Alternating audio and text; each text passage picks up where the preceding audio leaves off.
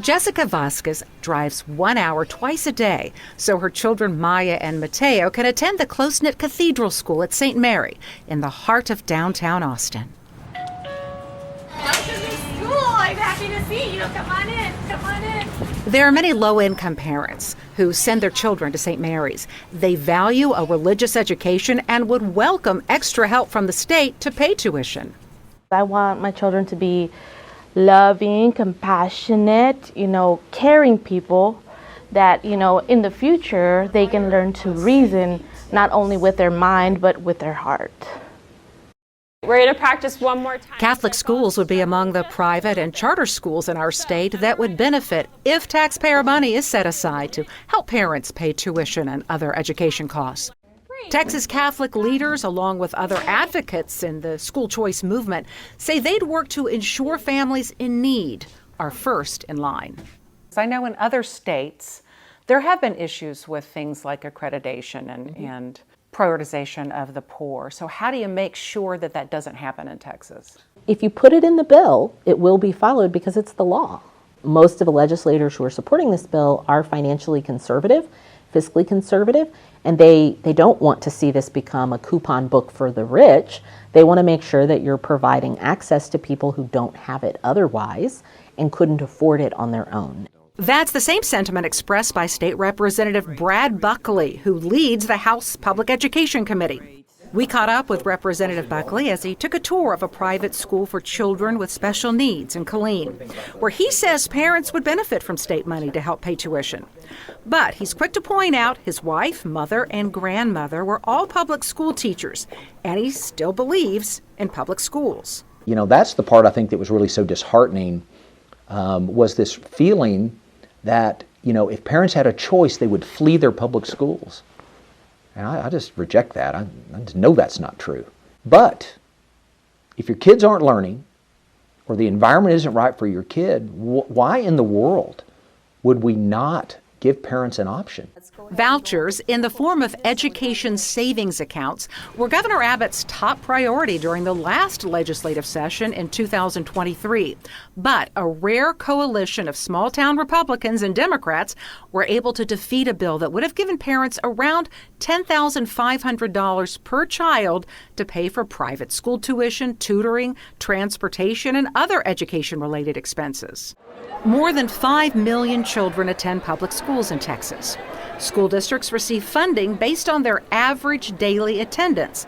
If these education savings accounts become a reality, public school advocates fear enrollment will plummet and less money will be pouring into already shrinking school district budgets.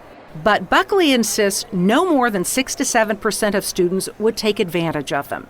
And he says well-funded public schools, teacher pay raises, and more state money per student can still go hand in hand with education savings accounts in Texas. We will absolutely have a school finance bill next session. We will appropriate more money for public schools. We have to work on these issues.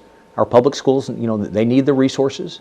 Parents need an option, and I stand ready to try to move both of those full steam ahead. We'll find out next year if school choice will become the law in Texas, but there's no doubt the future of your children's education will be front and center when lawmakers meet in January. Come on in. Henrix Lopez is all smiles when he scrambles off the school bus each day. How are you? This energetic fifth grader loves learning, and his mom is pleased with the progress he's making in Austin public schools. You finished your math? What about last week? Yeah, we finished everything. Jeannie Lopez is dead set against any form of school vouchers.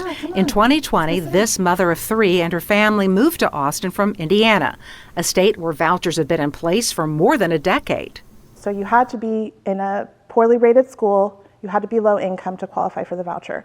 I was both of those things, so I thought, great, my daughter's school was, sadly, was an F-rated school, so I thought, let's check out this voucher. I found out right away that the two closest schools to us that were private didn't accept vouchers.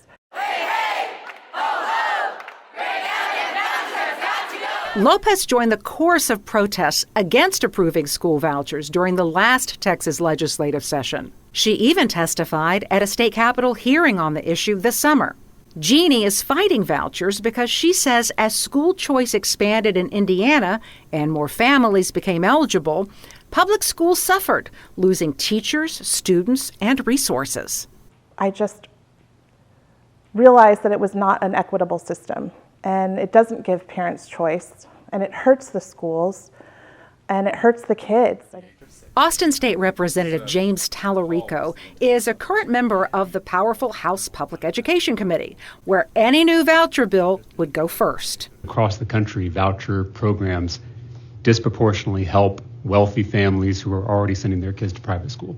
He's a former public school teacher and one of the most vocal critics of vouchers. Public schools are suffering because they don't have nearly the funding they need. We're 43rd in the nation in per student funding. So I, in good conscience, can't take from that pot of money to send dollars to unaccountable private institutions that we as citizens have no say over. That is where I draw the line. Tallarico was part of a rare coalition of Democrats and small-town Republicans who fought off vouchers together in the 2023 session of the legislature. But this year, most of the Republicans who voted down vouchers were voted out of office. Tallarico says the candidates elected to take their place were backed by wealthy donors who are pushing for school choice in Texas. They have bought our governor, they've bought our lieutenant governor, and they've bought too many of the legislators. And so now they are trying to push forward this extreme voucher scam that will defund schools and hurt rural communities in particular. Public schools in rural communities are huge employers and often the center of civic life. And the fact that they know that those public schools are very important to the community is what had them fighting to stop vouchers. Ovidia Molina leads the Texas State Teachers Association. She says the majority of public school teachers in Texas, both rural and suburban, are against vouchers. A recent poll showed 89% of Texas K-12 public school employees say they're concerned private school vouchers and expanded taxpayer money for charter schools will hurt public schools. Because no matter what anybody says, if you are creating a pot of money for private schools, privatization, it's going to take away from our public schools.